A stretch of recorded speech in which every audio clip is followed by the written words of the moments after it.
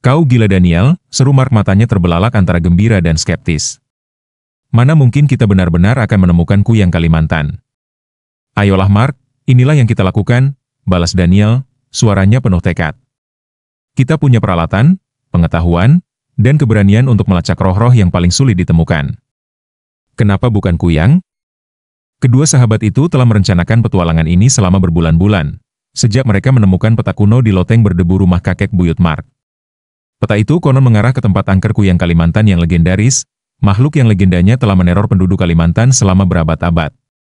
Daniel, seorang sensasi YouTube pemula dengan kanal khusus tentang pertemuan paranormal, melihat ini sebagai kesempatan sempurna untuk meningkatkan jumlah pelanggan mereka yang semakin berkurang dan memperkuat reputasi mereka di komunitas pemburu hantu. Pasangan itu mengemasi tas mereka dan berangkat menuju hutan lebat Kalimantan yang misterius, berbekal peralatan canggih dan segudang keberanian. Mereka telah melakukan penelitian, berkonsultasi dengan penduduk desa dan cendekiawan setempat, mempelajari sifat kuyang yang sulit dipahami dan ritual-ritual yang berpotensi memancingnya keluar dari persembunyian. Saat mereka berjalan menyusuri hutan, udara dipenuhi rasa harap dan dengungan satwa liar yang tak terlihat. Pepohonan menjulang tinggi di atas mereka, cabang-cabangnya saling bertautan membentuk kanopi lebat yang menyaring cahaya bulan menjadi cahaya spektral. Kamera Daniel terus berputar, mengabadikan setiap langkah perjalanan mereka. Kau sudah menyiapkan pembaca EMF? Bisik Mark, sambil memeriksa perekam suara digitalnya. Selalu, gumam Daniel, matanya mengamati sekeliling untuk mencari tanda-tanda supranatural. Malam semakin gelap dan hutan semakin sunyi saat mereka mendekati jantung wilayah yang dikabarkan menjadi wilayah kuyang. Satu-satunya suara hanyalah bunyi ranting patah di bawah kaki mereka dan suara samar makhluk tak dikenal dari kejauhan. Aku punya sesuatu. Suara Mark terdengar seperti teriakan pelan, dan Daniel bergegas ke sisinya. Pembaca EMF di tangan Mark menari-nari liar, lampunya berkedip tak menentu. Ini dia, kata Daniel, jantungnya berdebar kencang. Kita di jalur yang benar. Mereka mengikuti bunyi bip tak menentu itu semakin dalam ke dalam hutan, kegembiraan mereka semakin meningkat di setiap langkah. Tanpa mereka sadari, pencarian mereka akan berubah menjadi menakutkan, membawa mereka menyusuri jalan setapak yang penuh bahaya, kutukan kuno, dan makhluk yang lebih mengerikan daripada yang pernah mereka bayangkan. Kuyang, makhluk bayangan dan mitos, belum pernah tertangkap kamera sebelumnya. Konon, ia adalah roh yang bisa berubah bentuk, seringkali muncul sebagai rusa bermata merah menyala, memikat para pelancong yang tak menaruh curiga ke dalam hutan dengan panggilannya yang menghantui. Begitu berada dalam genggamannya, Kuyang akan membawa mereka dalam pengejaran tanpa akhir, membuat mereka gila dan putus asa. Penduduk desa telah memperingatkan mereka tentang kelicikan Kuyang, dan keduanya tahu mereka harus siap menghadapi apapun. Mereka telah mempelajari cerita rakyat, mengetahui bahwa makhluk itu hanya dapat dilihat oleh mereka yang memilih untuk menampakkan diri, dan bahwa mereka yang mencarinya tanpa rasa hormat seringkali menjadi mangsa niat jahatnya. Peralatan mereka berbunyi bip dan menderu saat mereka mendekati pusat keributan. Tangan Daniel gemetar saat ia mengangkat kameranya, cahaya inframerah menembus kegelapan. Tiba-tiba, teriakan mengerikan bergema di antara pepohonan, dan bulu kuduk mereka berdiri.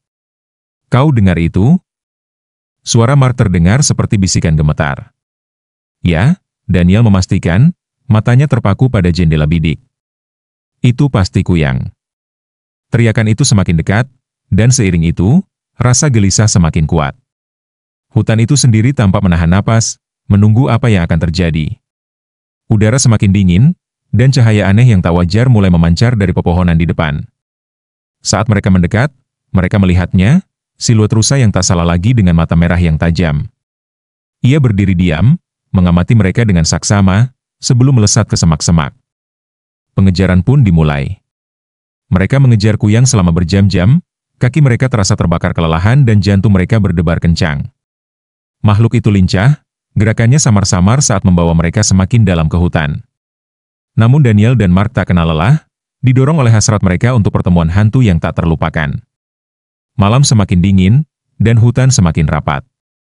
Pepohonan semakin rapat di sekitar mereka, dan cahaya mata Kuyang semakin terang, memancarkan cahaya menakutkan ke jalan di depan. Akhirnya, mereka sampai di sebuah lahan terbuka, tempat makhluk itu berhenti dan berbalik menghadap mereka. Udara dipenuhi ketegangan, dan keheningan memekakan telinga. Mata Kuyang menembus jiwa mereka, dan sesaat, Daniel merasakan kesedihan mendalam menyelimutinya, perasaan kehilangan dan kerinduan yang hampir nyata. Tiba-tiba, makhluk itu mulai berubah, wujudnya berubah menjadi sesuatu yang asing dan mengerikan. Cahaya itu semakin terang, dan Daniel terlambat menyadari bahwa mereka telah membuat kesalahan besar. Kuyang bukan sekadar hantu, ia adalah penjaga hutan, dan menganggap mereka tak layak mengetahui rahasianya. Makhluk itu menjerit terakhir kali yang mengerikan, dan dunia di sekitar mereka mulai terdistorsi. Lantai hutan runtuh, dan kedua sahabat itu mendapati diri mereka jatuh ke jurang tak berdasar. Cahaya mata Kuyang memudar di kejauhan. Ketika mereka tersadar, mereka kembali berada di tepi lahan terbuka. Peralatan mereka berserakan di sekitar mereka. Mereka memar dan terguncang, tetapi masih hidup. Kuyang tak terlihat dimanapun. Apa-apaan itu? Mar tersentak, mencoba mengatur napas.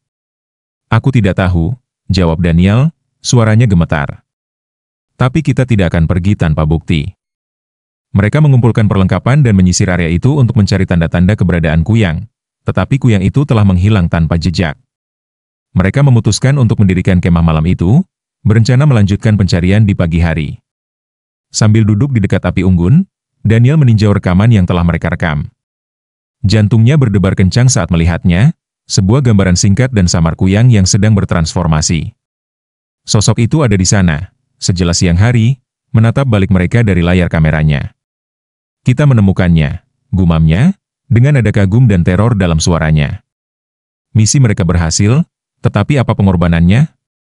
Tatapan mata Kuyang Kalimantan yang menghantui telah meninggalkan bekas yang tak terhapuskan di hati mereka, sebuah pengingat akan kekuatan dunia tak kasat mata dan rasa hormat yang dituntutnya. Video pertemuan mereka menjadi viral, dan jumlah pelanggan mereka meroket. Namun, setiap kali Daniel menonton rekaman itu, ia tak bisa menghilangkan perasaan bahwa tatapan Kuyang masih tertuju padanya, mengamati, menunggu, dan menghakimi. Saluran mereka telah menemukan tempatnya, dan dunia kini mengikuti setiap petualangan mereka. Namun, saat mereka menjelajah ke dalam rimba, hutan, dan bangunan-bangunan terbengkalai di dunia, mencari terobosan hantu besar berikutnya, mereka berdua tahu bahwa Kuyang ada di luar sana, sebuah pengingat terus-menerus bahwa beberapa rahasia sebaiknya tetap terkuak. Maka, hidup mereka pun berirama baru, rirama kegembiraan, ketakutan, dan ikatan aneh yang tak terucapkan dengan dunia supranatural. Mereka telah menghadapi Kuyang dan hidup untuk menceritakan kisahnya, tetapi hutan menyimpan lebih banyak misteri, dan batas antar keberanian dan kenekatan semakin tipis setiap malam. Perjalanan mereka ke alam yang tak terjelaskan baru saja dimulai, dan saat mereka mengemasi perkemahan dan menghilang ke dalam kegelapan, bisikan-bisikan hutan seakan mengikuti mereka, mengisyaratkan kisah-kisah lain yang tak terhitung jumlahnya yang menunggu untuk diceritakan. Pencarian mereka akan Kuyang Kalimantan telah membuka pintu menuju dunia bayangan, dan kini, dengan mata jutaan orang tertuju pada mereka, Daniel dan Mark harus memutuskan seberapa jauh mereka bersedia melangkah.